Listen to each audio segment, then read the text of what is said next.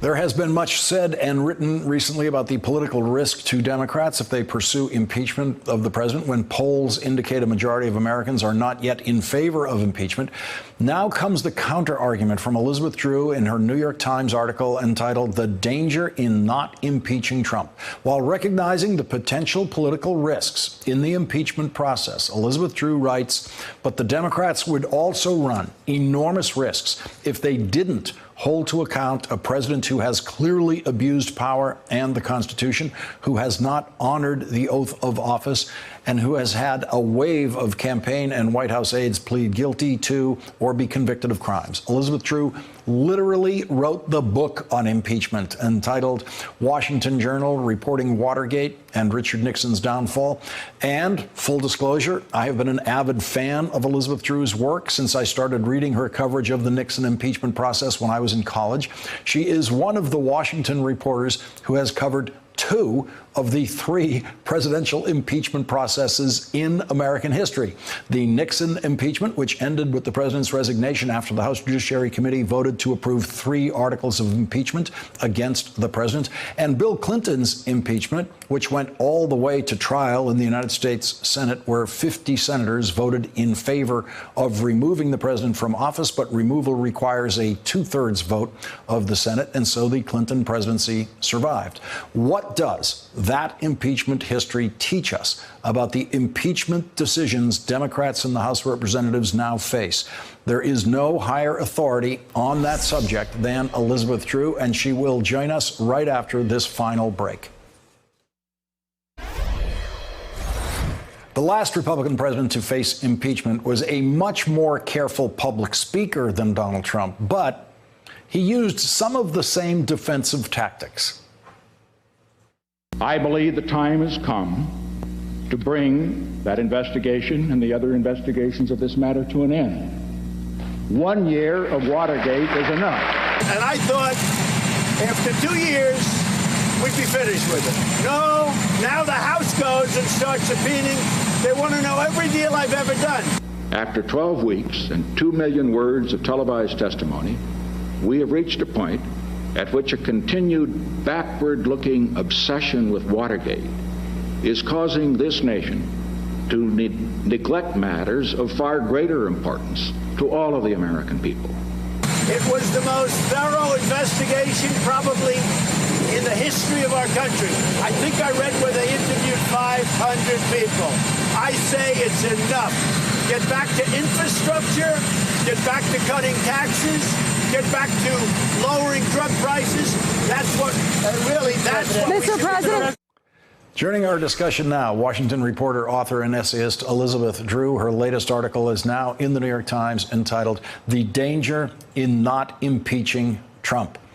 Thank you very much for joining us tonight, and give us your case. What is the danger in not impeaching Trump? Well, Lawrence, as you know, an impeachment exercise is not just a thing unto itself. It sets a precedent. And I think it would be a terrible, dangerous precedent for the Congress to, in effect, say, oh, it's okay that he did these things. There's no reason to punish him for it. Of course, the idea of impeachment the founders insisted on was to hold a president accountable between elections. There's still a long time before an election. And the Republicans know he's dangerous, and yet they would be protecting him. The other one is the president would feel that his actions have been condoned, and he would act on it.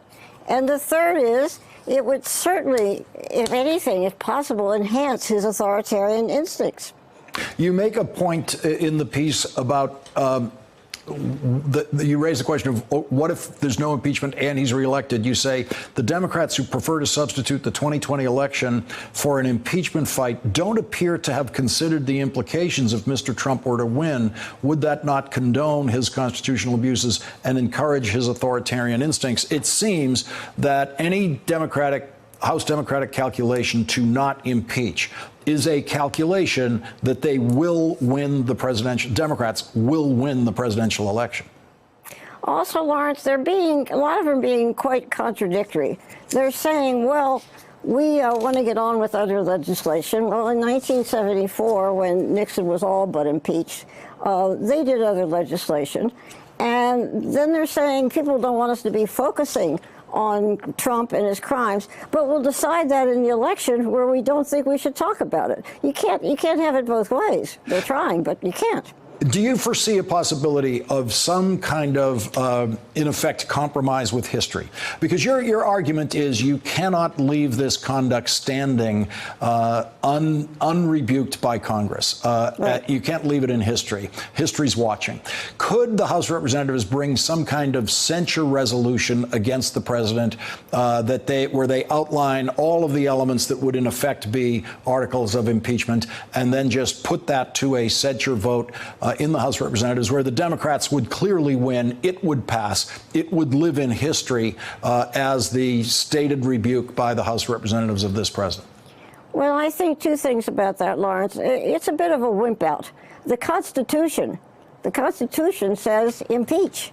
If a president has abused the oath of office, has abused the office itself, has committed not crimes on the books, that's what people are getting confused about, but impeachable offenses are offenses against the Constitution and the office of the presidency. So censure doesn't face up to that. The other one is, you remember the mess they got into when they were trying to draw up a resolution about Miss Omar? And, you know, there were 65 different ideas about what to say. I think it would be equally messy and not really living up to their constitutional responsibilities. Yeah, you make the point in this and in other writings that there's been a lot of confusion about what the elements of impeachment actually need to be. And you just made one reference to one. It doesn't actually have to be a crime. It doesn't have to be a violation of a criminal statute. And the notion that the Democrats were always kind of waiting for the smoking gun here was a mistake in their understanding to begin with of what impeachment was about. Well, it makes it much easier to explain to your constituents that, well, he committed a crime. They did the same thing with Bill Clinton. They were really after him because he had sex with an intern in the room next to the Oval Office, but they didn't want to say that. And he did commit one abuse in one. Sorry. There was a perjury count in the civil testimony. Yeah. One perjury, yeah. But was this enough to remove him from office, which is really what it's about? Now, that impeachment is considered very controversial, it is said by some, because it only went through the House and the Senate didn't take it up. But it took a chunk out of Clinton. It's quite clear that Trump does not want to be impeached. And at least you'd have the record that Congress didn't sit around and do nothing. Then it's up to the Republicans to explain why they're protecting this man in office when he clearly has abused power, which is what impeachment is about. It's not about the crimes on the books. The founders made that very clear. Yeah, it's not, the impeachment is not just a political risk for Democrats. There's absolutely a political risk for Republicans in trying to mount that defense. Elizabeth Drew, thank you very much for joining us tonight. We really appreciate it. Thank you very much. Thanks for checking out our YouTube channel. Subscribe by clicking on the button below for more from The Last Word and the rest of MSNBC.